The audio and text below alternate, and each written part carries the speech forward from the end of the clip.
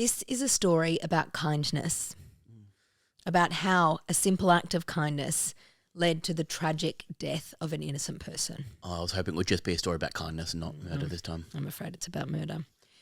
This death wasn't just a tragedy.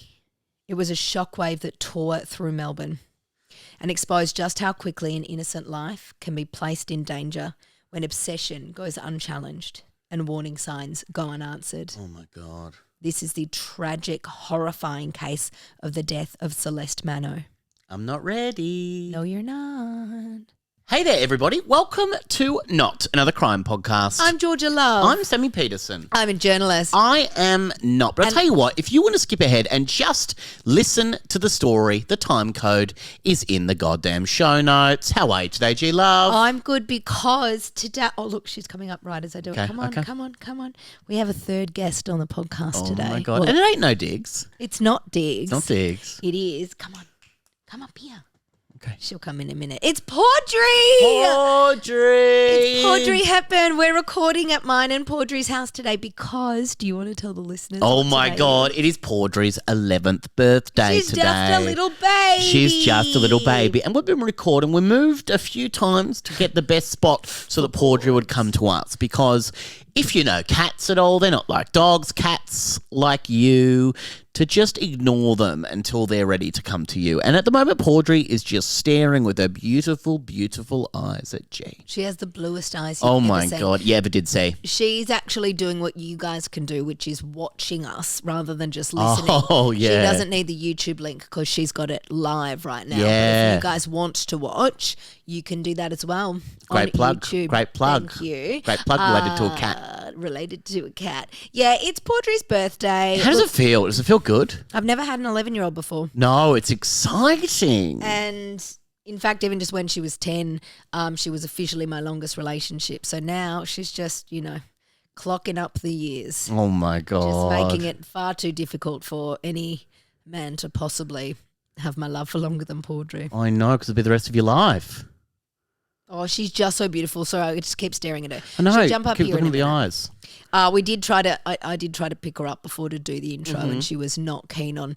No. Just when here she comes. She likes to come to you when she's ready. And look, she is, I'll just say this, she's the most beautiful goddamn cat you ever seen in your goddamn life. I'll tell you that much right now. She really is. I hate to and swear like that, but she is the most beautiful cat you ever seen in your life. the thing is, she knows that, and Yeah. it might be because I tell her every single day about 80 times. a Yeah. day. But I also named her Paudrey Hepburn, Yeah. so I think I kind of gave her Hollywood starlet energy. And she sure from has the it. Start. I was, basically, G's always said to me, she doesn't really like toys that much. No, and she's got one toy that she plays with. When I first got her, a friend of mine used to make kids' toys, and they actually made her. Shout out Ellie if you're listening. She made her a plush Tiffany box. Oh, how lovely. With a little bell in it because Yeah. she's Paudrey Hepburn Of course, from Holly of Go Lightly from Breakfast at course. Tiffany's. That was the only toy she ever looked at for about 8 years, but she's given up on that now. There's only one toy she's liked since called Monster on a Stick. Yeah, and Monster on a Stick, scary guy, cool guy, but a bit of a guy. scary guy. But I have been getting Paud's. I've got Paud's 2 gifts now. Well, I actually got her 3, but she didn't like the fish. But I got her two other ones, and one is a hedgehog. That It's makes a funny hilarious. little noise. Make a funny noise. It's hilarious. And then another one called Little Mate, and that's for her 11th birthday You today. just brought it over before. Brought it over before, and she loves it. Oh my God, she was cuddling it and picking It's it up. so and it was very cute. But look, she's the most beautiful girl you ever seen in your whole life. And it's just nice to be in Paudrey's company for today because we're never in Paudrey's company on the podcast. Here, hold my glass. Please. Here. I'm going to try to pick her up. I might put her off. She will cry, but don't worry. Don't worry, Let go of the couch. let go of the couch. Oh my God, look at her. Paud's, you got anything to say? She's always got something to say. What are you going to say? What are you going to say, Paud's? She woofs sometimes. Sometimes she forgets woofs. She's a cat. fun. She is fun. Hey, Paud, you want to come over You here? stay there between me and Sammy. Oh, it'd be nice to see you, Paud. But, Paud, can I tell you this as well? You're not the only goddamn little kitty cat that got some presents today because Hang on. these 2 kitty cats, as I call them, we have a beautiful listener that goes by the Instagram handle Austin Flowers that has sent us gifts Oh my today. God, we've got gifts. Yes, we've got gifts as well. And G, I want you to do a little bit of an unwrap of this. Oh my and God, I've got it's one actually as well. an unwrapped present. It's beautiful and it came in a beautiful pink parcel, as we love. And I wanted. Do you want to grab your wine so you can unwrap this properly, G Love? So these are great. I don't know what they are, but these are because they're an artist. They have made these, right? So I just want to kind of look at this. I'm unwrapping it right now. Oh my god! Live unboxing. Well, it's not live because you'll be listening to this in a couple of weeks. It's live for us, really. And they got a little, there's a little card. There's a little card, right? Thank you, Austin Flowers. It says on there. Sammy and G Love, even on your saltiest days, you are both still iconic, just like these pieces. Natalie, aka the Austin Flowers. Oh my god, Natalie! We're never salty. What the fuck? Why would you say we're salty? About? That's a disgusting thing to say. Oh my god, I'm so excited about this. It's all pink. If you guys watch it on the YouTube now, you can see this. You can see our live unboxing. I was not live. You can say that everything's pink. I've got a very pink apartment. You do have a My pink apartment looks exactly like what a girl who has lived with a man for 10 years and then moved out on her own would look like. Yes. It's lovely and it smells nice all the time. We have to come to my place and then it smells like Diggs's farts all the time. Oh my god, look! It's like a little, the Saxo bottles, but it's like a little vase that looks like the Saxo salt. That's great. Oh my god! And then there's two. I've got one too. You've got one as well. And then one of these in here. And there's a little beautiful little green velvet bags. A little banana magnet. Oh my god! Like it looks like the lolly banana.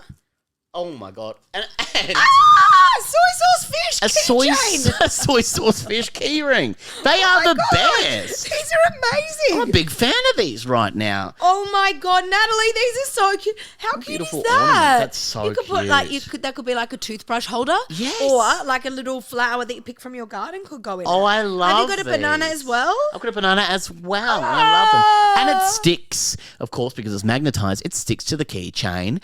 And so you can have a soy sauce and banana keychain if you want, which is fun. Oh my god, I love them. Oh my god, aren't they beautiful? Much, Natalie. I've had them in my home for a little bit and I haven't unwrapped them because I want to unwrap them live on the podcast. Would you have unwrapped it and then pretended that you didn't? No, I would have unwrapped it and told you that I did because I have no self-control. I love that. That's so beautiful. Thank you. God, I love these. They're so cute. That's beautiful. Thank you so much. We love gifts. We love you giving us gifts. Thank you so much. I've definitely said to you before, I think I've said on the podcast before that gifting is my love language. Yes, it absolutely is.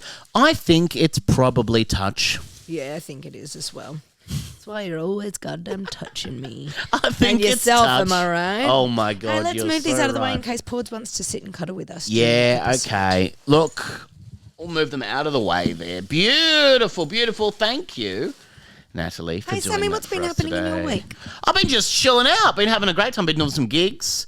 Hung out with my beautiful friend Marique the other night. Oh, yes. And I have just been having a lovely time with Diggsy Boy as well. We've been having a lovely week. What about your week, lovely girl? My week has been pretty busy. You went to Sydney? I did go to Sydney. I was New South Wales, I believe. Yes, I was a keynote speaker for an International Women's Day Yeah. event in Sydney, which was really lovely. It was really great to be a part of, and I am a staunch feminist, so I was happy to do that. It was an event through the company that I work for, and the Chief People Officer, CPO. HR. C3PO as I call them. C3PO. Star Wars was thing. also speaking at the event, and she said something about how she's really proud that we're living. Proud of you? No, she's proud of me. That we're living in a time, and that she works for an organisation where women feel empowered, and the stereotype used to be that only men would ask for a pay rise, and now women are empowered to do so. So I said, "Oh, can I have a pay rise?" Oh my god! And everyone laughed, and it wasn't meant to be a joke. It was Everyone, meant to be just very wanted serious. one. That's the only time for a performance review, so you're ready to go. I'll do it in front of everyone. Yeah, so that was really nice, and I caught up with some beautiful people I know in Sydney, and that was lovely. How nice is that for a lovely girl like yourself? Went to the football. Footy's back. AFL is back. Footy's back, everybody. My team lost, as they always bloody do. So sorry to hear that, but you might be moving soon. As you all know, I love Tasmania. Yes. Very much. Like, looking around right now, how many articles, like how many things that say or represent Tasmania can you see? Got just one where we're right sitting? there? Yep. The little battery point houses on the bookshelf there. Yep, I can see two. And there's 2 pictures over there of Hobart as well. Four things. Just from where we're sitting. I really love Hobart. Okay. Yep. I really love Tassie. And that candle's there from... Oh, yes. Yeah. Untamed. 5 things. Yeah, we're just from where we're sitting. Yep. Yes. 5 things. I really like. And Audrey, she was born in Tasmania. Got 6 things. That's 6 things, everybody. Thank you. Let us know if you see any more things. Well, I've got 6 things. Shut up. Tasmania has been granted a license to join the Australian Football League. Correct. So Tasmania will have its own team in the AFL in 2028. Now, I have been a paying member of St Kilda Football Club this will be my 37th year. Oh, my God. They have not won a single premiership in those years. They have been in 2 grand finals, well, kind of 2.5. They were in the grand final twice, and one of them was a draw, so they played twice. They won none of them. So St Kilda has 2 more years to convince me not to defect to the Tasmania Devils. Yes. That said, next weekend I'm flying down to Hobart to watch the first Tasmania Devils. Are you? You're going back down again? VFL game. Right. A friend of mine works for the Tasmania Devils, and I am trying real hard to get the number 1 ticket holder position. Yeah, So okay. I'm pimping myself out big time. Oh, my God. And they are playing in the VFL for the very first time next week. And so I'm going down. I'm going to fly that flag high. Their colour is green. It really suits me. I don't know. You do the math. Green does because you're envious of people that live in Tasmania. That's actually true. Yeah, it's actually true. And Shrek. And Shrek as well. So your friend works for the Tasmanian Devils? Yes. Oh, my God. An old friend from high school? No, but from before yes, from when I was in high school, a friend that I met on holiday in Noosa when I was a teenager. Oh, my God. Yeah. That's fun. I just collect contacts around the world and through my life. And they've moved on up and now they're inviting you down for a... VFL game. Oh, very That's cool. right. You going to take Disco? Yeah, my friend Disco. Oh, yeah, actually. I've got to ask him. My friend Disco who lives in Tassie. Who, by the way, I don't know if we've spoken about him on here before. He's a marriage celebrant. Yes. He is absolutely, bias aside, hands down the best marriage celebrant I've ever witnessed. Yep. I call him Disco. His name is Bob. Married by Bob is his celebrant. Like, you can look him up on Instagram. Yeah. And his website is Married by Bob or bobpill.com, I think it is.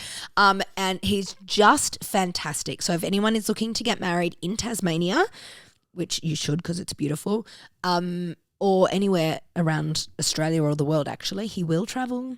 Married by Bob. Bob Pill is his surname. Bob Pill. Which is why we call him Disco Pill. He. That's right. And you can get married by Bob even if you're not married. Get married. Well, if you're not married, sorry. that's how you can. Yeah. If you are married, you probably shouldn't get married. Got it. If you're married, you shouldn't get married. Bob. Okay, married by Bob. And if you can see anything else from Tasmania in this whole video on YouTube, you let us know. Try to think of if anything I'm wearing right now is from Tasmania. Oh, my God. For the first time in my life, I think it's not. Whoa, okay. But you let us know if you can see anything else in the video. There might be something that pops up that you might want to know about. Was your friend in the Tasmanian Devils person, were they married by Bob? No. Oh. I don't know who he's married by. I'll go back at his old wedding photos and tell you. Okay. Just ask him. Okay, Text him live on the podcast. Text him right now. No, maybe don't. Is he still married? Yeah, he's married. Okay. Because that could be a really brutal message to get as well. Were you married by the celebrant? Well, I think everyone... my marriage failed. Oh, God. I think everyone should get married by Bob.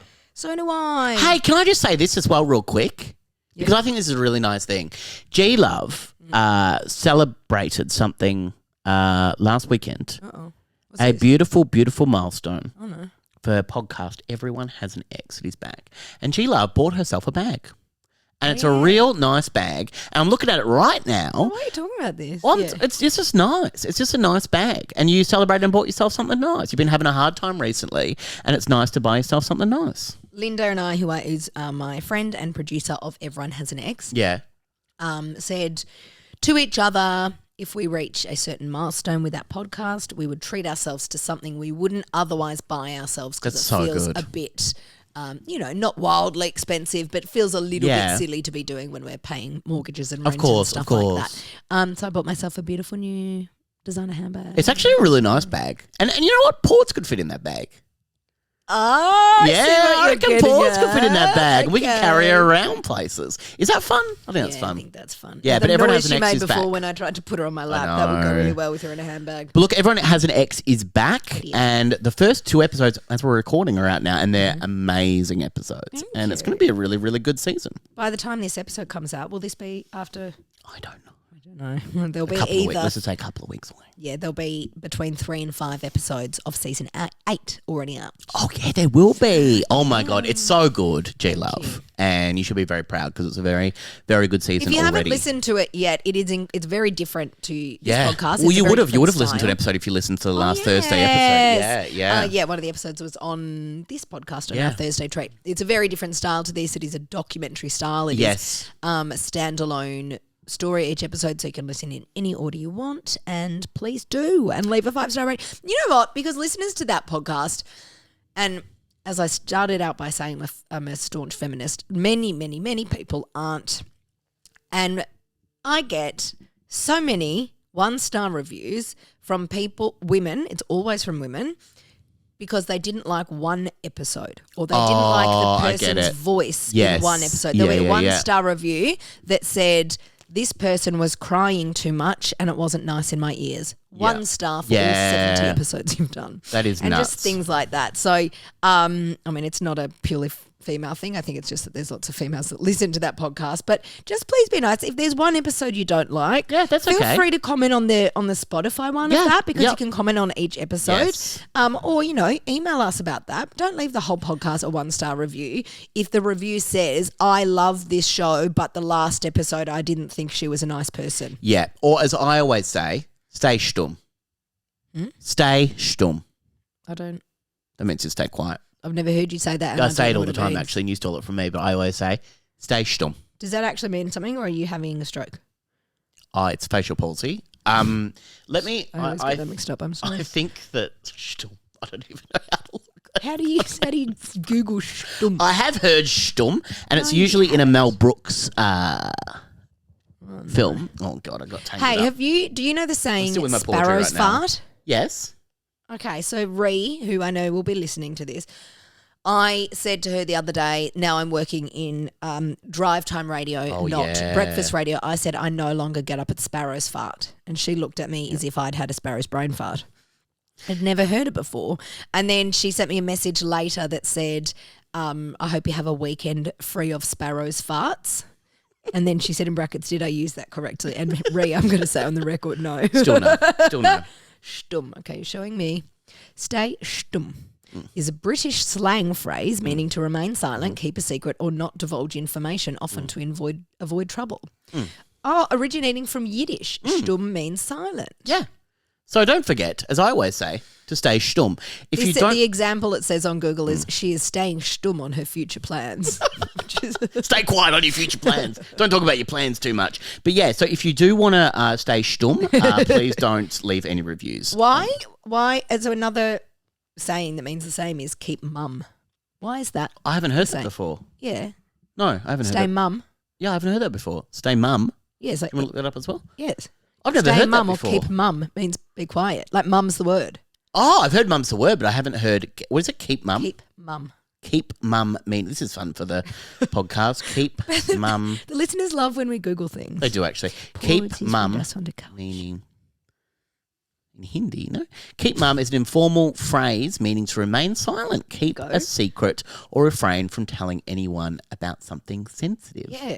I've never heard that before. I like that. Well, we're both Keep learning mum. Things today. Stay stumm. You don't say stay like that, but you just say stay stumm. There is a song in the musical Cabaret that is Don't Tell Mama. Don't tell mama. Which is kind of a play on, like, don't tell my mum that I'm working in this nightclub. But also, like, and the last line in it is, if you see my mummy, mum's the word. And there's also a song called Take Your Mama Out All Night. Yeah, show me what it's all about. There's also a song called Mamma Mia. Oh, Sammy, you'll appreciate this. I don't think my friend Steph listens to this podcast, so... That's a good way to find out. I'll say it anyway, but even if she was listening... Yeah. She's currently on an amazing trip around Europe, which she's been Congratulations, saving up Steph, for so that's long amazing. for, and it's really exciting, really big thing. Oh, beautiful Steph. Yeah. Oh, I nice love Steph. I wanted to get her a ticket to a show on the West End for when she's in London. Yeah. She was being very vague on details about when she would Don't be dash there. them about it. Yeah. When she would be free, which day, Yes. which night, which is fair enough. She's going on a trip and has kind of got to, fly by the seat of her pants. Letting her hair down. I even texted her mum and said, do you know what her kind of itinerary is? Did she stay mum about it? She stayed mum. Her mum stayed mum. No. Anyway, so what I did was I ended up just transferring her some money with a description to spend on the West End. And I sent her a message. Feel and free I to said, do me the same. This is your present for enjoying your Yep. trip. It's to go towards a West End show ticket. And she messaged me yesterday, God love her, and she said, I've booked to see Mamma Mia. Oh, no. Oh, no. On the West End. Such a May as shit well. musical. Oh, no.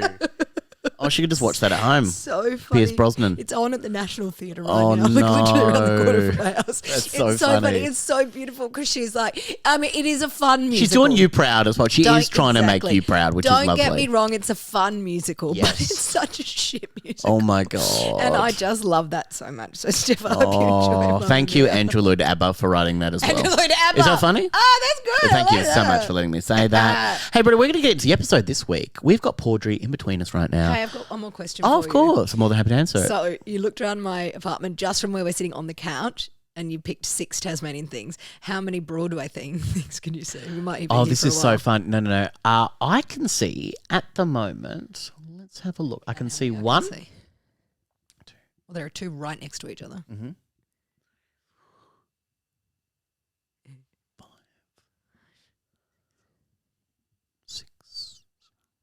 I reckon 7. I can see 9 from where I'm Oh, sitting. wow. Go on, Okay. tell me yours. If you can see more, why don't you let us know on the YouTube, please? We're going to get into the story this week. Okay, fine. We're just showing off that we can count. All right, G, you're going to tell the story this week. I am so interested. Next week, we're going to be joined by Scott Williams. Yes, we are everyone's favourite guest. Oh, my I God. was about to say everyone's favourite host, but I don't want to say that in Don't case say people that. agree. But also, yeah, for 2 weeks, Scott Williams is going to be here, and then G Love will be right back.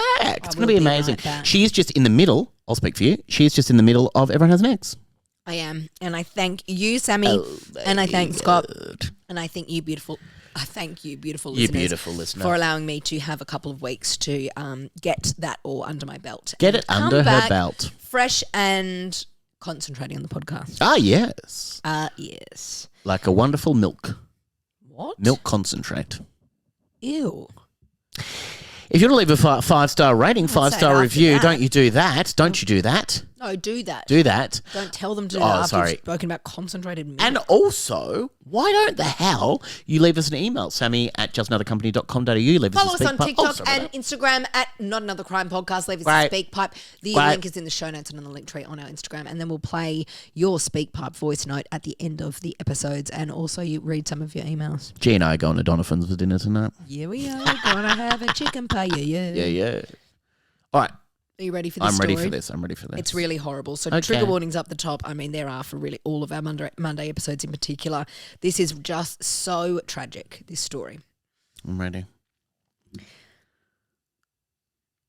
Celeste Manno was just 23 years old when her life was taken. Those who loved Celeste describe her as a warm, thoughtful, and endlessly kind young Oh, woman. my God. She was a woman with a remarkable ability to make people feel seen. But in the early hours of November 16th, 2020, her life was taken in an unthinkable act of violence that devastated a family and raised urgent questions. Questions about stalking, safety, and the systems meant to protect people like her long before danger ever has the chance to reach their door. Oh, so sad. Celeste was born on November 22nd, 1996. Oh, wow. Yeah, and her life was taken on November 16. Like it's Oh just my so. I mean, God. oh God, obviously any time is So awful, young, but so so close to young. her birthday and so young. Oh, wow. Her parents are named Aggie and Tony, and from the moment Celeste entered the world, they described her as a light. Oh, Isn't wow. that so So beautiful. She became a big sister when she was 4.5 years old, when her brother Alessandro was born. She also had Great name, Alessandro. I love isn't that it? name. Yeah. She also had an older half-brother named Jaden. Family wasn't only important to Celeste, it was the foundation of her world. Wow. From childhood, Celeste had a strong sense of empathy, which is something that I argue so strongly needs to be felt more in society. Yeah, well, empath would. An empath would think Would feel that more. Yes, okay. Thank you. Celeste was the kid who noticed when someone was sitting alone and the kind of teenager who made sure no one felt left out. Friends, teachers and colleagues all described her the same way: kind-hearted, intelligent and genuinely committed to helping others. Oh, my God. That compassion shaped her ambitions. Celeste wanted to become a psychologist. Oh, wow. She was really interested in how people worked, what made people tick, and she really wanted to help others. A real empath then. Like Proper. Yeah. Absolutely. That compassion shaped her ambitions and Celeste... Oh, sorry, I just read that. She studied criminology and psychology at RMIT, which is where I went. She was driven by a belief that understanding people was the first step to supporting them. Oh, wow. Which is, I mean, that to me, that's a fact, Yeah, isn't 100%, it? yeah. She wanted to do that kind of on a broader scale. Yeah. I got into psychology at RMIT. Did you? Yeah. Why didn't you do it? Went for 2 weeks. Huh? We only went for 2 weeks. You went for 2 out. weeks? Yeah. Why? Because I didn't want to do it. I realised that there was wasn't empathetic enough. No, I realised 2 that weeks? I was like it's too much about stats and stuff, and I was just like I don't want to do this. But that was what I wanted to do before that. Oh my God. Yeah, I was like I want to do film stuff, but I was like but it was I did not know that. yeah, got in. What year did you do it? Those 2 weeks? It was 2010. Oh, you missed me by 1 year. I missed you by 1 year. Lovely girl. Oh, well, caught up with you now. It What was way? this. I've now met you. Oh, okay, right. What do you think I meant? Caught up to my psychology. I thought you might have done 2 weeks. Yeah, I did 2 weeks. Yeah, just I did 3 weeks. Just Yeah. wanted to win. Yeah, it was Psychoanalyze that. classic, yeah. It was this beautiful trait of Celeste, her instinct to care, that would ultimately place her in the path of a sick and twisted man through absolutely no fault of her Oh own. my God, how awful. Celeste lived in Mernda, a quiet suburb in Melbourne's north, which has just been in the news in the last couple of weeks. A 22-year-old Good Samaritan named Aidan Becker was killed. There was allegedly a group of 4 teenagers trying to rob a young 14-year-old boy. Oh my God. And this 22-year-old Aidan didn't know any of them, but saw it happening at the train station and stepped in to try to intervene. And he was slashed with a machete and killed. My God. Yeah, it's fucking horrible. Oh, that's awful. A machete. Horrible. Yeah, horrible. Oh, that's horrific. So if anyone's heard the place name Mernda recently and doesn't know that I mean, obviously, coincidentally, it's not. Sure. It's a lovely suburban neighbourhood. Yeah. 2 tragic incidents of young people being killed that are just being, we're speaking about in the last couple of weeks. That's so scary. So she lived in Mernda, a quiet suburb in Melbourne's north. She worked in a Serco call centre where she was known for her positivity and her ability to lift the mood of an entire shift. Oh my God. Which is something even to say for a call centre. Oh my God, it'd be such hard work. Treated, Yeah. It was there at this call centre she met a former colleague who would later become her stalker. Oh God. This is the story of Celeste Manno, her life, her dreams, the warning signs that were missed, and the fight her family has taken on in her name. Oh my God. So in 2019, Celeste was preparing to enter the final honours year of her psychology degree. She did more than 2 weeks. Okay, whatever. While continuing to work at the call centre she'd been a part of for 2.5 years. It was a period of transition, and her mum, Aggie, remembers how determined she was and how proud she felt watching her daughter step into her future. Wow. But it was also at this workplace that Celeste crossed paths very briefly with a man who would become obsessed with her. He was 39-year-old Louis Seiko. In the months and years that followed Celeste's death, rumours and false reporting would suggest that she and Louis had some kind of relationship. Oh. But I would like to make it very clear from the start Yes. of this story that they did not. Why did that become do you go into that? Is that? Yeah, we'll go into it Okay, a bit. right. Yeah, I want to go into what happened first and then we can discuss that.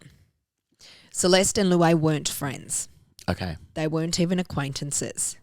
They had never spoken socially nor exchanged numbers. He just saw her once at the call centre. They'd never spent any time together at all. Oh, my God. Their only interaction came on a single day. Louay had been hired at the call centre in April 2018. Mm-hmm. But by June of 2019, he was let go for performance issues. Oh, okay. He wasn't good at his job. Right. Celeste happened to be the team leader on shift that day when he was let go. And she was asked to walk him out of the building. That was it, a routine task, nothing more. She shook his hand and wished him well. Celeste was kind, and she wanted to show him the same respect she showed everyone. But as she turned to leave, Louay leaned in and kissed her on the cheek. Kissed on the cheek? Isn't that fucking creepy and gross? Celeste was startled and uncomfortable. Of course. But it was his last day. She assumed she would never see him again and just brushed off the encounter. Yeah. Of course you would, absolutely. Of course, yeah, because the thing is that situation you could take to human resources. Yes, but he doesn't work for the company anymore. No, what she would exactly, have thought. Yeah. That night she told her mum, Aggie, who reassured her, as so many parents would, that it was nothing. Of course. He probably just had a little crush, but she was sure there was nothing to worry about. There was no way for anyone to know what was coming. Oh, my God.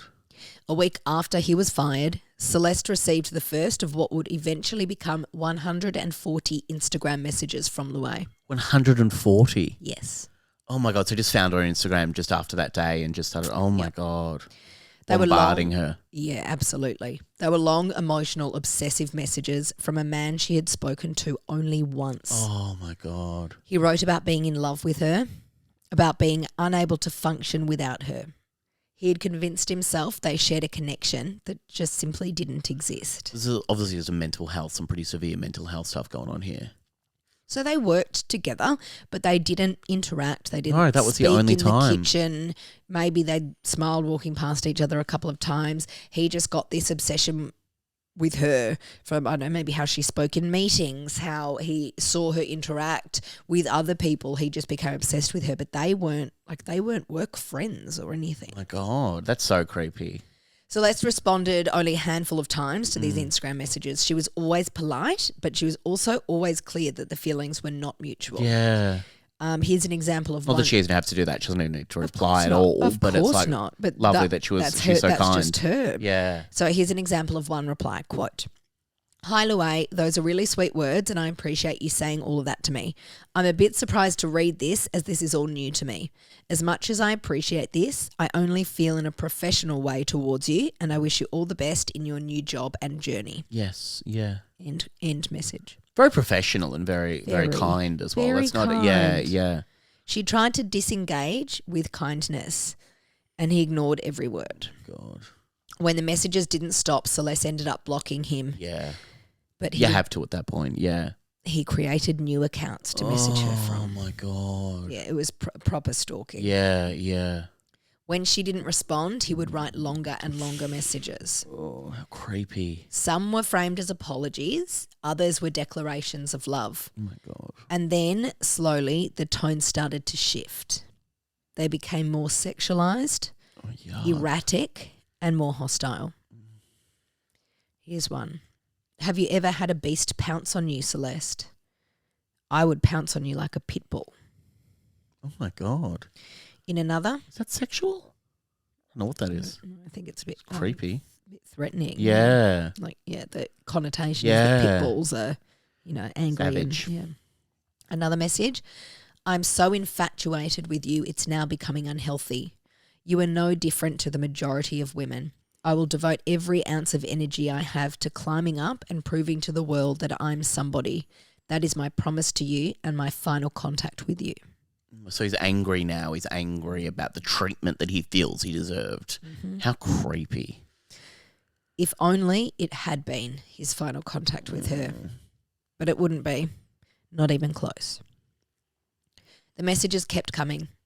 More new accounts were created, and in the Manno home, the mood towards Louay was changing. Oh, my God. While Celeste remained gentle as she tried to de-escalate the situation, Aggie, her mum, grew furious watching this man torment her daughter. Of course you would. Absolutely. And one thing that I really love about this is that Celeste spoke to her mum about it. The fact that Aggie knew about it is a really good thing, Absolutely. I think. Especially like 23 and everything. Like you're feeling independent and everything, but it's so good that she actually talked to her mum about it. Absolutely. More than once, Aggie messaged Louis herself, her tone far more direct than Celeste's. Aggie. Yeah, right. She pleaded with him to leave her daughter alone, but the messages only intensified through the second half of 2019. How heartbreaking for her to have to do that as well. Just going, heartbreaking and scary and awful. Yeah. Aggie felt it in her gut that this man wasn't harmless. Yeah. This wasn't a crush. She felt that Louis Seiko was dangerous and she knew it was time to get to the police. Yeah, absolutely. That's so good that she had that. Of course she did, that intuition about that and just go take it to the police. Absolutely. Intuition or not, it's just a smart move. Yeah. You're being harassed. You're being, Aggie and her daughter was, but then for Celeste as well. It's not an intuition about whether you think this person is scary or not. You're being harassed and you're being stalked. You go to the police. Yeah. I hope that anyone would think to do the same. Yeah. So Celeste didn't want to report Louis at first because if you needed any more convincing of the kind of heart she had, she was worried that reporting Louis would lead to him hurting himself. Oh. Even as the messages grew stranger in their volume increased, her first fear wasn't that Louis might hurt her. It was that he might hurt himself, and she didn't want to be responsible for anyone else's pain. Oh, my God. What a beautiful person. Like, just taking everyone else's heart, like it's holding their hearts. That's beautiful. But 6 months into this increasing harassment, she knew the situation had escalated far beyond anything she could manage alone. The constant messages were beginning to seep into every part of her life. So that's when she turned to her she turned to her mum, Aggie, and they both walked into the Mernda police station to finally report what was going on. Of course. And do you think this helped everything, Sammy? No. This is where the systemic failures only just began. Oh, my God. On explaining the harassment, Celeste was told by law enforcement to just ignore him. Oh, my God. Something she had already been doing for months. And Aggie's already gone, there's something weird here. He's worse than I thought. Like, I don't know what the wording was. It's not, quote unquote, just the girl. It's her mother as well. Yeah. Saying, this is There's too a problem. Much. When Celeste explained the harassment and that she'd already been ignoring him for months, she was told, again, just ignore him. She explained that she'd blocked him repeatedly, that he kept creating new accounts, that the messages were escalating and becoming hostile. But she was told this was simply the nature of social media, and if she didn't like it, she shouldn't be on social media. Oh, my God. That's like the social media, like, doesn't kill people. Like, it's just like how awful to say. It's victim blaming. Yeah, Plain absolutely. and simple, it is victim blaming. Yeah. Well, don't be on social media then if you don't like how people are talking to you on there. My God. Police told her no crime had been committed and therefore nothing could be done. Major crime had been committed. Correct. Yeah. I fiercely disagree with that. Yeah, absolutely. That's harassment. Yeah. And that's stalking. Yeah. Surely. Cyber stalking, like it's the same thing. Online harassment is a crime in Australia. Yeah. And Celeste was being harassed relentlessly. Still, nothing was done by police. She went home with no protection, no intervention, and no support. Oh, my God. And the messages continued for another 6 months. 6 months. After initially going to the police. Eventually, it moved beyond just messages. Louis began showing up outside her workplace, parking his car and waiting for her to finish her shift. Oh, my God. Colleagues became so concerned that they put a system in place to ensure she was always walked to her car with someone. Oh, my God. Also, Portia just reached out and now has her paw on your leg. Yeah, she does. She's because touching she's protecting me. Sammy's. Yeah, she protected me a little bit. Just comforted me a little bit, yeah. On your birthday, Ports. On your birthday for all day. She's an empath as well. She is as well. By July 2020, Celeste was living in constant fear. Around this time, though, some light and positivity did enter her life.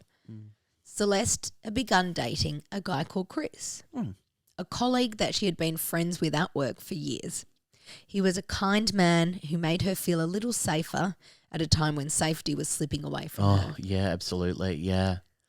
But even with Chris, even with her family, the fear that she held didn't go away, and Louay didn't go away. Is she living with her parents? Was that? Yeah, okay, Yep. yeah. On July 1st, Celeste and Aggie went back to the police station for a second time and pushed harder. This time, a proper report was filed, and 2 days later, on July 3rd, they went to the Heidelberg Magistrates Court and were granted an interim personal safety intervention order. Okay, right. So he wasn't allowed to contact her, come within. Yeah. So he was served with this on July 8th. He was told he could not contact Celeste in any way. Yeah, okay, That was what the intervention order required. Mm-hmm. And for a short time it worked. From early July to mid-August, the messages stopped. Okay. Celeste and Aggie thought the interim order would soon be made final, but Louay refused to consent. So when you're given an interim order like this, this is the order in place now, and we will then kind of go to court and make it, we'll finalise agreements it and we'll finalise it. But he said, no, I'm not just going to do that. I'm going to fight this. So a hearing was scheduled for March 9th, 2021. Oh, my God. Which to me is fucking wild. When it was at the start of July, I feel in danger from this man. Okay, cool. We'll talk about it in court in March. Yeah. When police interviewed Louay, he claimed that if the messages bothered her, Celeste could just not read them. Oh, my God. Okay. He said that sending them was therapeutic for him and insisted that the intervention order had helped him to get over her. So 6 weeks that he was I'm over. So he was kind of like, you know what? I'm sending these messages because it makes me feel better. She doesn't have to read them. She's choosing to open them. Oh, my God. So that's on her. Yeah. But when she served the intervention order, I've thought, oh, well, she seems like a bit of a bitch anyway, essentially. God. Is what he said. None of this was true. And on August 15, Louay Seiko breached the order. He sent Celeste an Instagram message with a link to a Google Doc, a 3.5-page letter he had written. Oh, my God. Which is why it wasn't just in an Instagram message. Yeah, it was so long. so He sent the long. link. In it, he begged her to drop the intervention order, claiming it was ruining his life. In this message, he used the word please 43 times. Oh, my God. One section of the letter read, "Please end this nonsense by withdrawing the order and stopping the charges against me for stalking and harassment. And if you make the right choice, Celeste, both of us can move on and we can finally have peace of mind." What the? But also, like, it doesn't affect him if he both- just goes away. Just Yeah, go away. we can and both move on. I've fucking done nothing, Yeah, you I've done piece of nothing. shit. Yeah. I shook your hand and walked you Yeah. out when someone else I fired showed you kindness one That day. is all I have ever done. Yeah. He said that if she pushed forward with the charges, he was facing 10 years in jail, that he wouldn't be able to care for his sick mother. He framed himself as the victim. Oh, my God. And because Celeste had the hugest heart and compassion was her default, she and Aggie wondered just for a moment whether they were doing the right thing. Oh, no. They didn't know he had a sick mum. No. They thought this must be really tricky for him. Have we done the right thing by pressing charges? Oh, my God. Aggie called the officer handling the case and asked what would happen if they were to drop the order. Oh, no. The officer told her, if you drop it, there's nothing we can do to protect Celeste. And that's all Aggie needed to hear. Yeah. The order stayed in place. Her daughter's safety mattered more than anything. Yeah. But the letter itself was a breach of the order. So what do you think police did? Well, hopefully they're doing something about this. Hopefully they go and talk to him about it. What do you think the police did? Nothing. The police did nothing.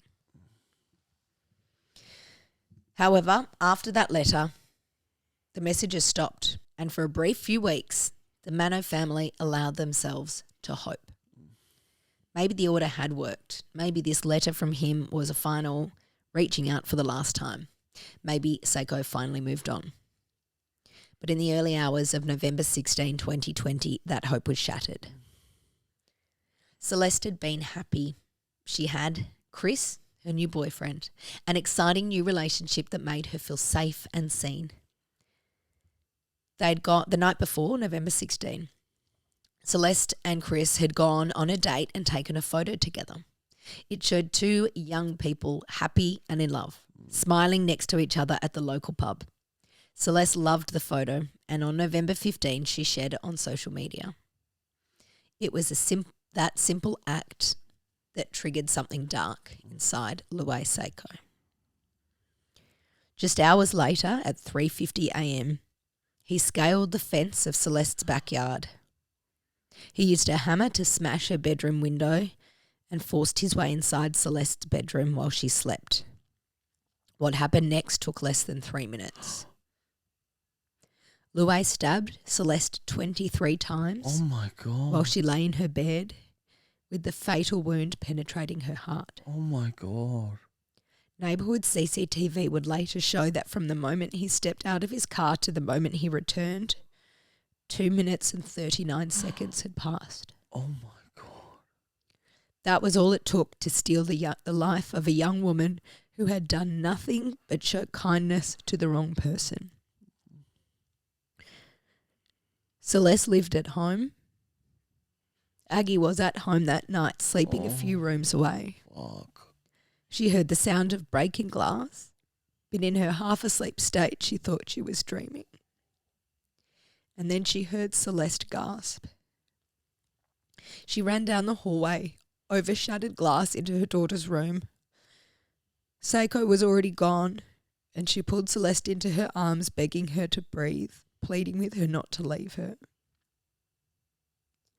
Aggie recalls telling Celeste, "Breathe, sweetie, please, sweetie, don't leave me." Oh my God.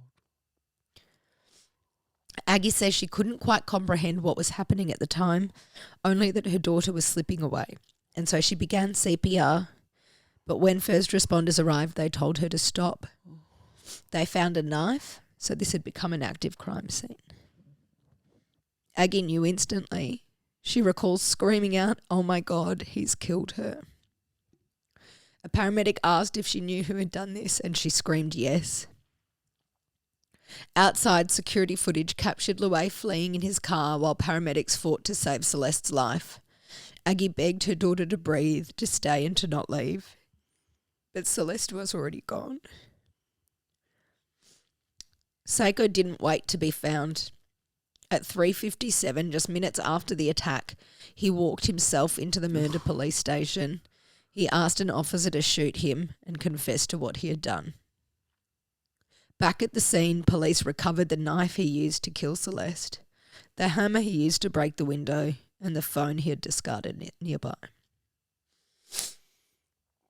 God, it's so heartbreaking, like the escalation and that nothing was done in that time. It's just one of the worst stories I've ever Yeah. heard. It's fucking awful. Okay. Even though Louis confessed within minutes of killing Celeste, he later tried to claim it wasn't really him because he hadn't been in his right mind. Oh my God. In It's evil. And yeah. And it's not, I'm not just talking about at the trial, he pleaded not guilty. This kind of almost came up immediately. In police interviews and psychiatric assessments, he said that voices had told him to do it, including one voice he named Isha. He described Isha as an ugly person with a big nose, ears and pointy teeth. He claimed Isha was in the car with him on the way to the murder and told him to end it. It was clear he was pushing for an insanity defence that would go on to drag the case on for years. Oh, years? Mm-hmm. The poor mother. There's nothing good about this story, No. like nothing. For the Manno family, it was torture. But from the beginning, Aggie vowed she would fight for Celeste until justice was served, and she has never stopped. She's so strong. My God. After going through that. Fuck. And doing everything right, like doing everything by the book, doing Yep. every single thing like that she had to do. Yeah. Yeah. Oh. Celeste was laid to rest at the end of November 2020, just a few days after what would have been her 24th birthday. My God. From late 2020 through to 2023, the case stalled under countless hearings and psychiatric evaluations to determine whether Seiko was fit to stand trial or not. Oh my God. Despite some conflicting opinions early on, experts ultimately agreed he was mentally fit. Fuck. That's even, oh my God, I can't even believe that. So saying that like he'd been told to do it by the voices, they said, no, he's not schizophrenic. No, he's mentally fit to stand trial. He's mentally fit to stand trial. Wow. He's done this in a state of mind. That was his choice. He's a psychopath. A trial was set for May 2023. But a month before it began, Seiko changed his plea at the 11th hour from not guilty to guilty, meaning there would be no trial, only a sentencing hearing. Okay.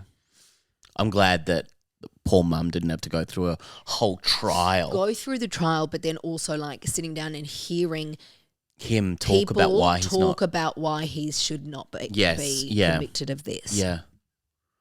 Then he changed his mind again. Oh, my God. In mid-2023, he fired his lawyer, claiming he'd been pressured into pleading guilty. And he said he wanted to represent himself. Oh, my God. Fuck off. Eventually, your catchphrase there. That's mine. I said that. You took that from me. Eventually, he was talked into accepting new legal representation, and he ended up keeping the guilty plea. Oh, my God. So thank God the trial wouldn't go ahead. He would be pleading guilty. People would still have to sit through all the details of what happened, but he would not be fighting for his innocence. I'm glad he's not, but also like him representing himself would have been just a clusterfuck. Like that would have been awful. Imagine the poor mum having to go to that. Like exactly. Feel like a really psycho, awful monster version of Dennis Denuto like in court. What are you doing? Like you don't know anything. Just trying to argue that do you think you're smart enough to do that? Exactly. Yeah. And that in any way what you've done is not the most monstrous, heinous, fucking disgusting, unforgivable thing ever. Yeah. His sentencing hearing was rescheduled for January 29th, 2024. But again, Seiko tried to derail the process, insisting that he again wanted to represent himself, and he disputed the autopsy because he didn't believe he had stabbed Celeste 23 times. He said, it wasn't that many. I dispute that. Shut up. He claimed he had only stabbed her twice and argued that some of Celeste's wounds must have come from the broken glass from the window. What, 20 more? 21. Okay, math expert. A claim completely unsupported by evidence, and also you're the one that broke the fucking window. So even, Yeah, exactly. The hearing ran for 3 days. As in the sentencing hearing? Yes. Yeah, okay. And Seiko's guilt was never in question. They were there to determine how long he would serve for it. Piece of shit. The prosecution argued for life in prison, saying the murder was meticulously planned and that Seiko had shown no remorse for what he had done. He was sparked by a jealousy from a single Instagram photo of her looking happy. And he would have followed her home. Like he would have had to follow her home, find out where she lived. Like there would have been so many different steps to that as well. Exactly. Yeah. The defence leaned heavily on mental impairment and pushed for a much lighter sentence. Across multiple evaluations, Seiko failed to convince any psychiatrist that he had been in any type of psychosis at the time of the murder. Not a single psychiatrist. Just a monster. Wow. 3 professionals actually concluded and gave evidence that he was faking symptoms when he spoke about the voices and this issue. That's horrendous. 3 separate professionals testified that this was made up and that he was faking. Piece of absolute fucking shit. What they did diagnose him with was a severe personality disorder, major depressive disorder, and body dysmorphic disorder. The prosecution accepted these diagnoses but argued they did not excuse his actions. No, not at all. One expert, Dr. Darge, says that while Louis's conditions may have impaired his judgment, they did not in any way force him to kill Celeste, and that his risk of reoffending was extremely high. Yeah. This expert even warned that a female prison guard who treated Seiko kindly could become the target of his obsessive behaviour. Oh, wow. So an expert said, don't even let female prison He'll guards latch near on to him. someone and he will become obsessed with them. Isn't that terrifying? That's terrifying. So terrifying. Like, he will do it again. Don't let... Oh, Yeah. my God. During the sentencing hearing, Seiko cross-examined the medical examiner, asking about each of Celeste's injuries. It was brutal testimony for Celeste's family to hear, detailing each wound, its size, location, depth, the angle, whether it was ragged, incised or superficial. It became clear Seiko did this because he wanted Celeste's family to hear every detail. My God, how awful. Eventually, mid-cross-examination, the court stopped this line of questioning. Oh, thank God. And Celeste's family walked out. This is an evil monster. Pure evil. Evidence also showed very clear premeditation. Seiko had looked up Celeste's address online. Wow. Studied the floor plan of her home and purchased the knife months earlier. Investigators believe the photo of Celeste and Chris was simply the final trigger that made him to decide to do what he was going to do that night. So that is so premeditated because looking into all of that, buying the knife, like there's so many different steps. Why do you need to know where she lives? Why do you need to know the floor plan of the house? Yeah. The family wrote in victim impact statements that when they returned to court,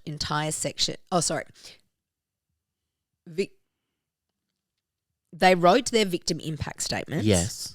But when they were returned for court, entire sections of the impact statements had been removed. Oh. Aggie said half of her 12-page statement had been cut and they had just 30 minutes to piece together what remained. So essentially they're saying the court kind of went, with victim impact statements, the entirety of what is written will be submitted to the court. Some are read out in court and some are not. Okay. So I believe, and please someone let me know if I'm wrong in this case, that they read out only half of them. Oh, okay. That means that the court only hears that. So the sentencing judge will read the whole thing, but the reason that they can be read out in court is for it to go on the public record and for the accused, or in this case the guilty, because he pleaded guilty, to hear them. Wow, okay. When Aggie read her statement, Seiko refused to look at her. She screamed at him to face her, calling him a gutless coward and telling him to his face, "I hate you, and the only person I hate more than you is me. I couldn't protect her from you." Oh, my God. That's heartbreaking. She said, "He not only murdered my sweetie, but he did it under my watch. Yeah. He destroyed my self-worth and any notion of being a good mum. He's left me with a lifetime of self-loathing, guilt and remorse." So sad. That just kills me so much. She has to did live with everything that. right. She did everything right. And she blames herself.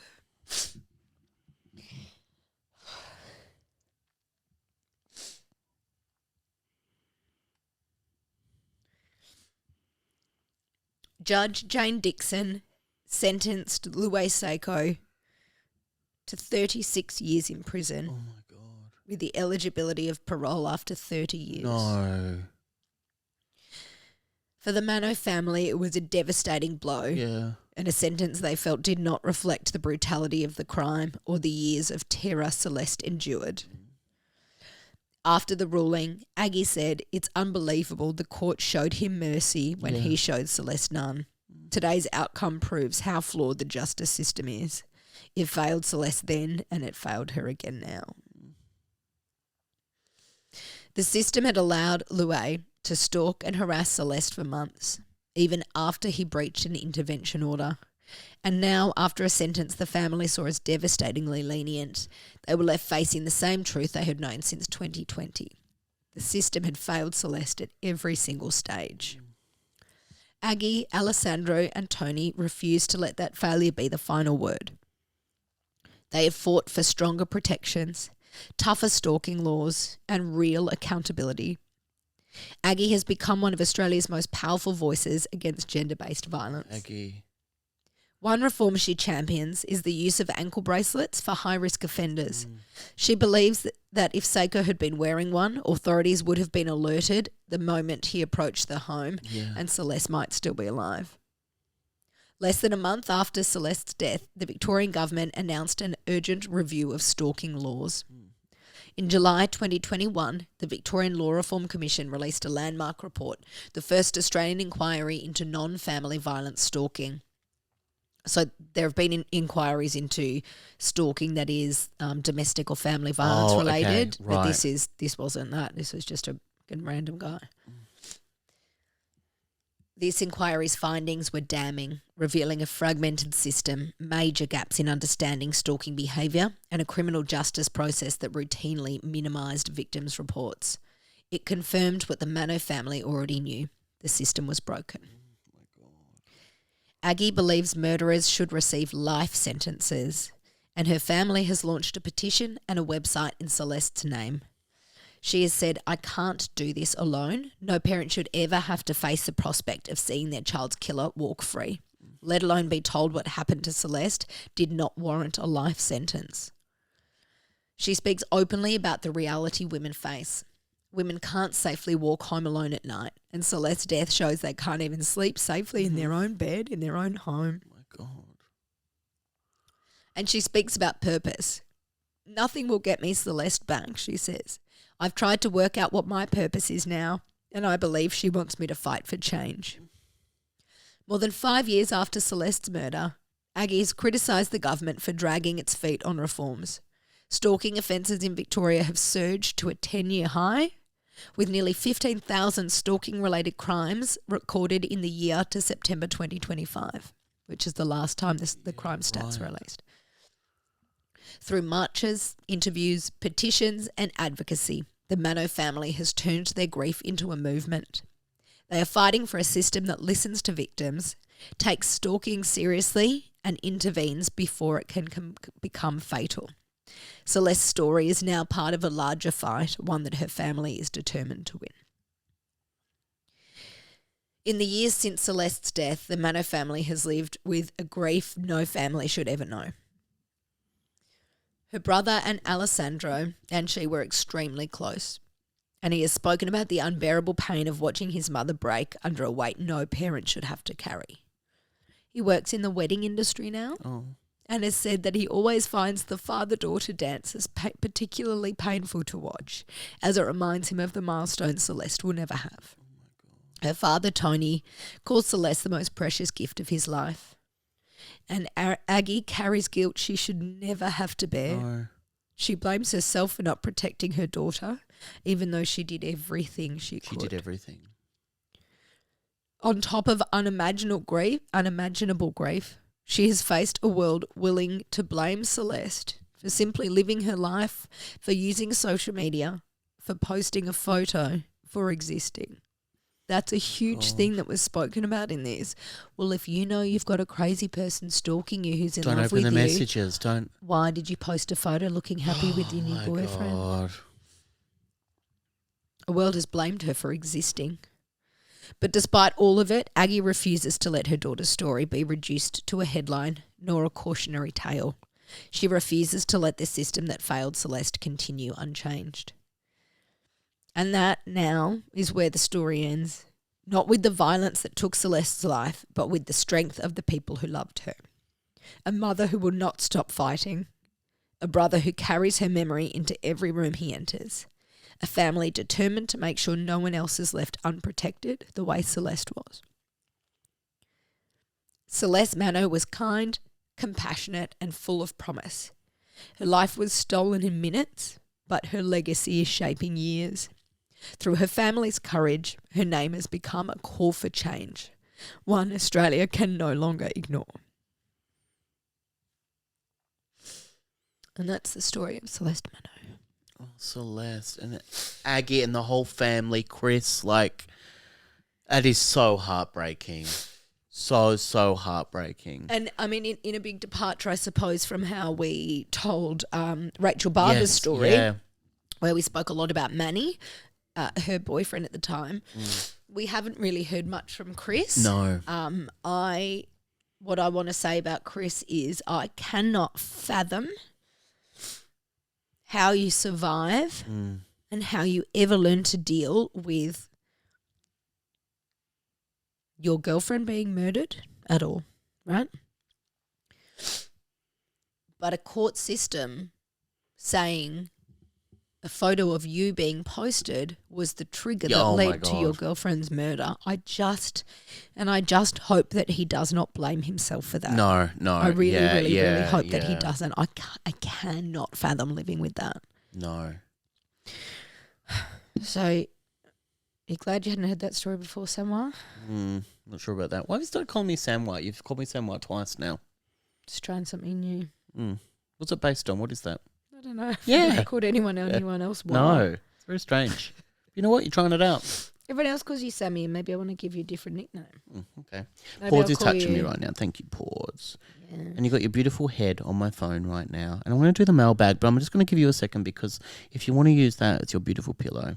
Oh, you can't do the mailbag while Ports is lying on it. No, I'm afraid this is I'm Portry's sorry. house. Yeah, sorry about that, Pause. So Portry did scream into the microphone a bit earlier, but she's being a very cute She's been empath cat right beautiful. now, giving Sammy's cuddles. Yeah, thank you, Pause. I needed that. That is a heartbreaking story. And the monster that is Seiko as well. Like, oh my God. Like, and did he have a sick mum? Was there any of the stuff? We don't know. I actually can't remember. Yeah, and I it doesn't- can't remember it's that. irrelevant. I didn't research much about him because he's a piece of shit. And I don't want to give any sympathy to. No, absolutely not. But that is heartbreaking. It's so sad. And just, all she did was be kind and that's all she did. Yep. Like, and didn't do that. She is just kind. Like, Yes, that wasn't exactly. something that she did. No. She was just acted kind. She acted as a beautiful person and Which then is also gets what killed. that's what people should do. That's what we're taught to do. Absolutely, yeah. That's, you're always told, don't be an asshole. If you're mean to people, they'll, turn around and get you. Like, fucking hell. Yeah, that's heartbreaking. Thank you for doing that story. So it's a very hard story. And Celeste. Yeah, I can't even imagine. And I mean, it goes without saying, but I will say it, the mental health system in Australia is fucked. I mean, he was deemed mentally fit, yes, but he clearly has mental health issues to garner this level of obsession with someone, and he needed intervention well before if he's going through life with the ability to even fathom, like to even think about doing something like that. And for poor Aggie, the whole family, but for Aggie to continue that fight and the energy that would take, oh my God, like to push her feelings to a side to actually be able to talk, like to function, like to and also to read her, the victim statement and tell him not to. Yeah, she screamed at him in the court, screamed at him. What do you think about the sentence? That's so unfair. Like, that's so unfair to be. It's a really tricky one because the only reason you can talk someone that's done something like that, the only way you convince them to plead guilty is by giving them a more lenient sentence. And pleading guilty is obviously a positive thing for the victims' families because they don't have to go through a trial. But it's I don't know what the answer is because you want him to plead guilty, but then if you give him life with no parole, then no one would ever plead guilty. Yes. So I don't know what the answer is because he should never be released. Never, no. I think, in my opinion, he should have been given life with a non-parole period of, say 36, which was his maximum. Yep. Because the thing is, at parole, like at the time he could get parole, that can be rejected. Denied. Yeah, Exactly. yeah, absolutely. But maximum 36 means that no matter what, he'll be out in 36 That's years. disgusting. Yeah, I can't even imagine hearing that verdict as well because as soon as you hear that verdict, you go, so that's all her life was? She didn't even live for 30 years. Yeah. Right? Yeah. Fucking hell. Yeah, it's disgusting. And the whole justice system should be so ashamed of that. Like, that is just such a... And the stalking laws and everything. Like, and I just can't even imagine, like, a show like You coming out, for example, and, You know, Aggie seeing that, the family seeing that, going, "What the fuck?" Entertainment. It's entertainment Someone now. stalks. Yeah. Like that. There needs to be something serious that happens, and I hope that there are, but it's too late. It's too late it's too late Celeste. That doesn't mean it's too late for other people. But it's too late for a lot of people. Like, I feel like I just wish that I don't know. I think a lot of the time they have to wait for too many things to happen before they'll take anything seriously. They don't have to. They do. They do wait. Yeah, they do. Yeah, but it's so sad. Like, you know, that's what happens every single time, and they go, "Well, we should change this law. We should do this," but for some reason they just don't act quick enough. I want to pick Pords up so she can say hello to everyone, but she's really cuddling. She's really cuddling, and that's maybe beautiful. we do the mailbag, and I'll get her to talk in the microphone again. Okay, that would actually be really nice. All right, so let's do the mailbag. Okay, you ready for this, G-Love? I just want to give Pords a kiss. Oh, happy birthday, Pords! But you actually get kisses every day, not just for your birthday. Yes, that's right. You ready for the mailbag, G-Love? Yes. All right, so we got the first one that comes from Beck. Love this, love this, love this. I love listening. Like, I honestly go walking around in the pitch black of early morning, smiling on the outside, not just inside listening to the banter. Oh. Also, horrendous time to be listening to a true crime podcast. Yes. Have definitely wondered if indeed my story may feature on the pod one day. Oh my God, no, touch wood, please. She thought cardiovascular health was important. Little did she know it would lead to her early demise. This is the story of Beck, and I won't lead her. My God. I won't lead her. But what she's done, she's so funny. She goes, "Here is a cover photo for the episode in case." Stop it. And she's put... She's taking a photo of herself out on her walk. I won't show the camera that, but she's giving the thumbs up on a walk. I think it's so funny. Thank you, Beck. That's hilarious. We've laughed too loud. Portry's out of here. We've got a message from Sarah, and I love this. Guys, RE switch the bitch gate. Which is our reader. The Petty Fleur. This is Sarah who's bought the book. This is the third result on Google. You can buy the ebook for $8.99. Oh. So look at that. It actually shows it just there. $8.99. You're going to buy the fucking paperback for $340. I did have to download some weird app, but I'm dedicated. I would offer to send you an illegal copy but I would not disrespect an icon like that. Enjoy. How amazing is that? So it's a different Sarah. Hang on, that's a different That's Sarah. a different Sarah. That's not the Sarah that bought the book. So there's different Sarahs. Oh my God. Yeah. All the Sarahs love We've got Petty Sarahs. We got so many people with the same We name. might We love have it. as many Sarahs as Emmas now. Yeah. Sarahs and Emmas, fight. Fight. But I think we need to actually reach out to Petty Fleur. I think we need to do that, and I think we need to focus on this. I think that you actually need to draft a message as we're recording today. So I think we need to. I feel like after the story I've told today, we'll maybe just chill it on the drafting letters to send people. Oh, come on. No. I just think sending Petty Fleur a message to ask if she'd come on. I think it's a beautiful thing. Hi, Sammy maybe and I'm G. already working that on my own, and I was trying to do it as a surprise. Oh, my gosh. You coming through the door in a second? Oh, can I tell you something really funny that I thought would be really funny to do, but it's not happening? Yeah. For Paudrey's birthday, I thought, and I messaged Kim about this, who's coming over soon for a drink. I looked up Dr. Evil Impersonator. And Kim and I thought it would be so funny if a Dr. Evil impersonator came that could entertain the four of us for a bit, because there'll be like, Bam's coming. Oh, Taylor as well. So do a little bit of a show for us, 15 minutes. Sammy! And then hold pause. We get a photo. You're such a weirdo.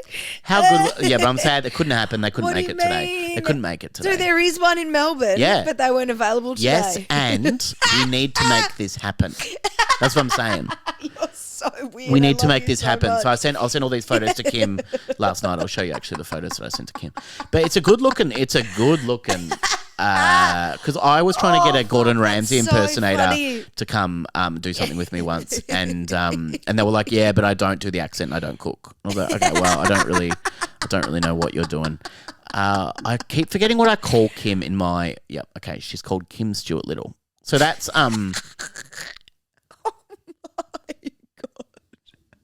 The website is Entertain Oz, if Yep. anyone's wondering. Oh, here's the list of what he does. Oh, no, sorry, what he has done. Yeah. Melbourne Grand Prix launch. Yes. Raise the Roof charity ball. Yep. The National Australia Bank Yes. Christmas party. Yes. Safeway grand opening. Yes. Safeway's been He's on called. some, yeah. Safeway has been called Woolworths for about A 25 long time. years. I think he's been around for a while. Venue openings, awards nights, and my personal favourite, P&O cruises. But look at the photo as well. It's quite a good, like, I mean, so that was the photo I was thinking because look how he holds the cat. It's a toy So I cat. thought, what if you get Pords to be that cat? Just for the... Audrey. Wouldn't that be great? I'll put that in there. I'll put it in there so you can see it on YouTube. Wouldn't that be a great present? It's very funny. She would hate it so much. It's very funny. But also, I just think the idea... Weirdo. And countless private events in clubs and venues across USA, Hong Kong, South Pacific and Australia. Countless I private reckon events. You could probably count them, one mate. more today if it happened. What's his name? I don't know because I had to do a request through the website and they came back to say it wasn't available. Can I tell you about Look, a it's request? actually quite scary when you look at it. It's scary. Can I tell But you let me about a I'll tell you the request? price off mic. Oh my God. But I reckon if we got him to, let's get him if we do a live show, he'd come out, do the warm up. Dr. Evil, $1 million bazillion. Well, do you reckon that's part of his bit? Do you reckon that's it? I don't want to guess. I want to see it for real. You're being an a-hole.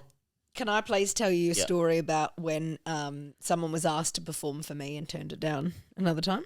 Yeah. My Be a good story if you turned it down and it didn't happen. bachelorette party. Oh, yeah. My sister thought it would be funny, which she's correct. The TV show you're on? You had a party to my wrap. actual bachelorette, my hen's party. When Oh, I was right, getting right, married. One of the guys who was on my season of The Bachelorette, Lee Elliott. he was on it, but Yeah. a different one. Oh, yeah. A guy named Carlos. Carlo, what a great name. I like Isn't that it? name. Isn't Yeah. it? He owns a male entertainment company. Why didn't you choose him? He made this noise as he got out of the limo and walked up towards me. Exactly the noise I imagine someone who owns a male entertainment company would make. Yes. He's pretty great. But Is he as good as unfortunately this? wasn't the love of my life. $1 million billion. Anyway, my sister thought it would be very funny, in which she is correct, Yes. if she actually got Carlos to entertain at my hen's party. Oh. I was marrying Great. one of the other That's a boys great from the idea. show. Yeah. That would be very funny. So she got in touch with him on Instagram and he was like, oh, hilarious, that's such a great idea. Please don't You contact me know, again. All that stuff. Great that, how nice that Lee's a legend. Nice she's marrying him. Rah, rah, rah. What's your email address and I'll send you an email. And so she sent her email address and he sent her an email saying, this is the list of our dancers and their prices. And she was like, oh, no, sorry, I meant you. I wanted personally do it. you to Yeah. actually do it. And he said, I own the business. I do not perform. I will send you once again the full price list and the list of our dancers. No, and mates, please right. don't contact me again. Great. Love that. He had a great sense of humour. And I love that about him. But 'cause I love that. How funny would it have been? Just picture this. Oh. 5 of us sitting here. There's a buzz at the door. I go, Who's that? who could that be? I go downstairs. I've explained the situation. I said it was 11-year-old birthday. Is that what he said? Yeah. I go downstairs. I bring up Dr. Evil. Oh my God, Sammy. Walks in. Your mind would have gone, what the heck is happening over here? What the hell you would And have he said. would have thought he's walking into a child's Yes, that's birthday what I wanted party him to think. with lots of kids here. That's what I wanted him They're to just think. 5 grown-ass adults and a cat. And we're just having some beautiful jans and go, perform for us, please. I paid him cash downstairs. Perform for us, please. Incredible. Kim was going to go in on it too. It wasn't just me forking out. Kim and I were going to go halves. That's how you know. That's how you know got true friends. Oh God, that's so beautiful. I $1 love you million guys. billion dollars. Oh fuck. So anyway, that's what I was doing last night, if you're wondering. Amazing. Hello, Paul. Looking at me. And she goes, "You're not doing it." And then I was like filling out my details as I was like, anyway. So it wasn't available. Is he on a P&O cruise? It's on a cruise. Countless. This comes from Danny. Hi, Sammy and G. I just finished the Elizabeth Smart episode and you read my email. My God, it was long, the email, not the ep. Sorry about that. I can't even send a speak pipe. What? Because I cringe at myself. Danny would have a beautiful voice. Hey, I know Danny, that. that's a good friend of mine you're talking about. Still loving the episodes. I had to listen to the Lucy Letby ep I had to listen to the Lucy Leppy app.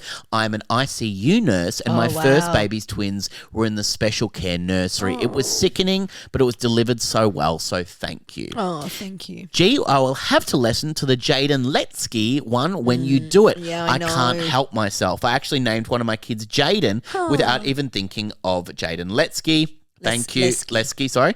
Thank you, postpartum brain cells. I live in Traralgon. Oh. Gee, I cannot believe you lived here for a year. It feels rude to ask why. It was for work. I worked for Prime 7 TV. Yeah, I hope your experience here was a good one. Things can certainly seem bad when you live here, good and bad. Things can certainly seem different when you live here, good and bad. Phillip Island is also somewhere my family used to take us on holidays. I'm so sorry. No, Danny, no, it's a beautiful place. Maybe we crossed paths back in the day, Sammy. I'm hanging out to see what becomes of the human remains investigation. Oh, God, so are we. Has there been any update on that yet? The Phillip Island one? Yeah. No. Sounds weird, but you were the first people I thought of when I saw it on the news. Thank you. Funny story for you too. I used to work with Bron Lewis back in the day. Stop it. So many connections. Oh, so many connections. I would say we were early 20s working in an Elwood cafe, living our best lives. Can I ask you, Danny, was she nice?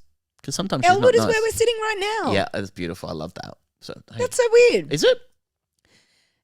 I mean, it's not. I was making a Legally Blonde joke. Elwoods. Oh, yes. We live in Elwoods. We got it. We did it. Don't dox yourself, sweetheart.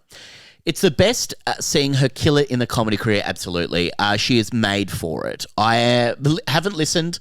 I'm still yet to listen to Two Drunk Aunties. It's on my way. I'm on my listen. Oh, my God. It's the fucking list. funniest podcast ever. It's hard to hit all the pods. Of course it is. Yeah. Listen to this one's better and more important. Way better. But it is way funny. better. It is very funny. I'm up to date with Everyone Has an Ex, and I'm super excited for your next season. Thank you. Now that I have left you with a novella to read, I just want to say you guys are awesome. If you're ever in Traralgon, let me know and I'll take you out for a coffee or a Jans. We'd love that, Danny. I can tell you all about my partner's extended family and their crime history in Gippsland. Love you, Danny. Oh, what a hook. What a hook. What a hook, Danny. It. That was good. We love it. This one comes from Chantal, currently listening to the mailbag section of today's ep, and I had to pause it because merch idea. Sticker collab with Stickers by Claude. Oh, of course. There could be a Diggs and Paudry sticker, a Jan's wine sticker, along with all your catchphrases. What the fuck? Horrendous. Oh my goodness. And one that features something about beautiful, beautiful. Sammy says that a lot in the mailbag section, and I love it. Oh, you do. Oh, and you definitely need one that says TikTok, Book Talk, Stars. This one comes from Renee. Hi, Georgia and Sammy. I just wanted to send a quick email to say thank you for Not Another Crime podcast. It has genuinely become my favourite podcast. Your humour, banter and storytelling bring me so much joy, and the way you tell crime stories is honestly amazing. Oh, thank you. You manage to respect and honour the victims while still hanging out and keeping that wine with friends vibe, which is a rare balance. Oh, thank you, Renee. Around the start of the year, I finally caught up on every episode and suddenly had empty space while waiting for new ones to come out. I'm one of those listeners who genuinely gets excited when a new episode drops, especially the longer ones. Sorry, G. While I waited, I tried going back to the other true crime podcasts, and it really emphasized just how special and unique yours is. So many of them are incredibly heavy and detailed, and I'm interested in true crime. While I'm interested in true crime, I find a lot of those shows now bring my mood down. Instead, I've started listening to your episodes for a second time.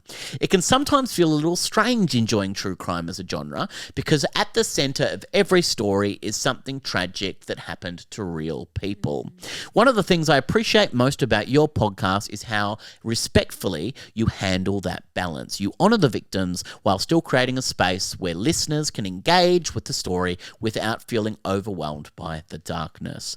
I also really appreciate the effort that must go into researching each episode and doing the hard yards so listeners can experience the stories without having to sit in all the heavy details ourselves. Thank you. Your podcast somehow manages to scratch the true crime itch while still feeling human. balanced and somehow comforting.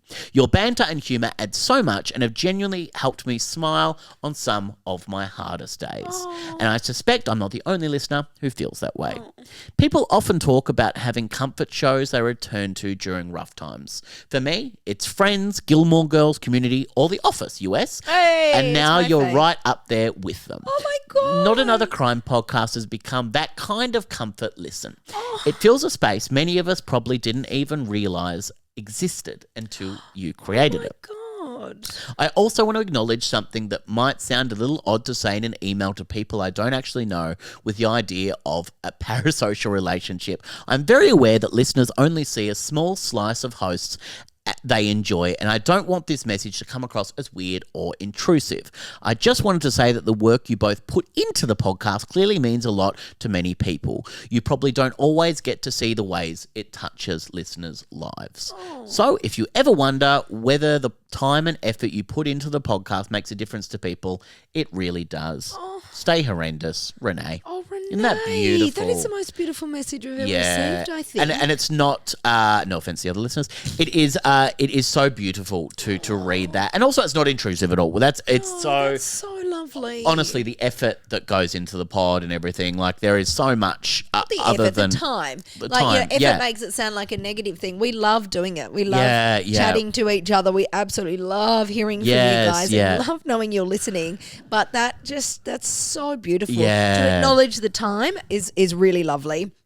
And to know, to hear that people are loving it that much is just something I think we'll never really, I know. wrap our heads around. Yeah, it's so lovely. So thank you, Renee. That is a beautiful email and we really bloody appreciate. We're going to end today on a goddamn speak pipe. one. Oh my God, are you ready for this? Yeah.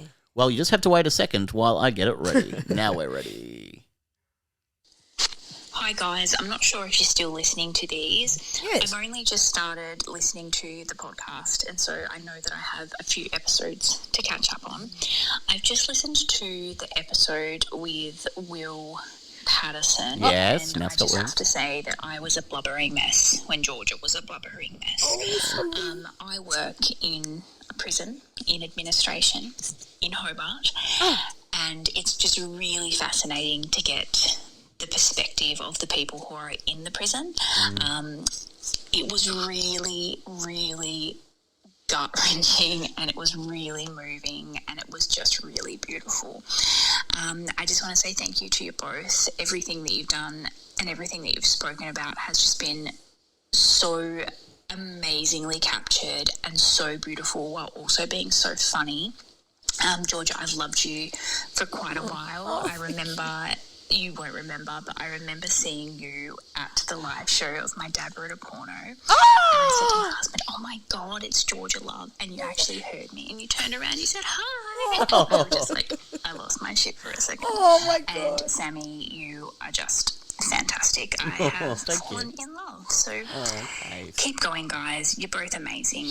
Thank you so much. Oh my God. We love Kate. Isn't Kate beautiful? Thank you, Kate. Oh, it's nice. Hey, if we've met at a live podcast recording, Oh, yeah. let's just say maybe Kismet is playing and we should be Let's just talking say about doing a live little that. deal. And we're talking about merch as well. We'll keep talking about merch because we love the idea of merch as well. Yeah, but- I love the sticker idea. Claude, get in so touch, good. please. And thank you to our good friend, Austin Flowers. Oh my God, thank you so much. I love those yeah. gifts. And can I just say one thing, please? You can say one thing, please. You can say two things if you want as well. Podri, it's your birthday. Happy birthday, Podri. Had a baby girl.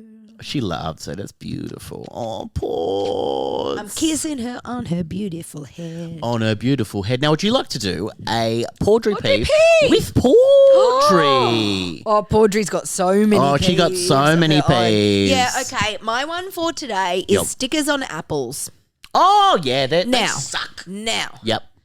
I know that the argument is, but you need to be able to scan them at the checkout. Yeah. Bananas don't have stickers. Tomatoes don't have stickers. Yes. Onions don't have stickers. Onions famously don't have Pongtang stickers. don't have stickers. Pongtang doesn't have stickers. Why when it's a fruit that you can just straight in your mouth. You don't have to peel it. You don't have to cut Yeah. it. Why the fuck was there a sticker on it I have to take off? Yeah, it's so annoying. So annoying. One of my Portrait peeves is forgetting my goddamn headphones. I forgot my headphones the other week, and I was at work, and I had the cord ones, and I kept. But they now know like you can't plug them into your phone anymore. I can. I've got the one that's got the USB. What the hell are you complaining about then? Well, because every time I kept putting them down, for some reason I don't know how, I just put them on the desk. Every time I picked them up, they were tangled again. I was like, these are how I don't like these headphones at all. And then I got called on the door like 3 times, like the door handle. Like, oh, fuck. Now I know why I don't like these things. Oh, you've lost all sense of the early 2000s and prior. I know. Very quick time. Some people like the wide-in stuff. I'm not a fan of the wide-in stuff anymore. Oh, you're so new age. I'm so new age, and thank you for saying that. Paul, it has been so wonderful to sit with you today. Are the cameras still on? Yes. I'm going to show the viewers how long Paudry is, because that's my favourite thing. Do you remember the first time I introduced her to Paudry? Yeah. Do you remember how I presented her to you? Yes, of course. I'm going to do it now for the camera, so it means I have to put the microphone down there. That's okay. Well, while you're doing that, I'd like to say thank you to everyone for leaving 5-star ratings, 5-star reviews. Please do continue that right into sammy@justanothercompany.com.au. Please. Oh, my God. Look how long she is. That's the longest cat you ever seen in your whole life. If you're watching the YouTube right now, and you can watch us on YouTube, that is the longest. Stand up so I can get a photo of you there. Show me this way. This is beautiful. That's the longest goddamn cat you ever seen in your whole life. That's called a ragdoll. That's called a ragdoll, a real-life ragdoll cat. I put my microphone in, so I'm coming into yours. Oh, yeah. This is a ragdoll cat, and she's called a ragdoll because they go floppy. So when I was holding her like that, she doesn't. Applause. What the heck? What the heck? That's actually her saying thank you to the listeners. Thank you to the listeners. Thank you, everybody, for leaving us 5-star ratings, 5-star reviews. We bloody love you. Thank you so bloody much. Thank you to Oliver Clark for doing the theme music. Thank you to Tamsin Hayes for doing the artwork as well. And as we always say... Is it your birthday, girl? Because you're looking like a present. TikTok, Book Talk Stones! Perfect. You like the long cat thing? That was amazing.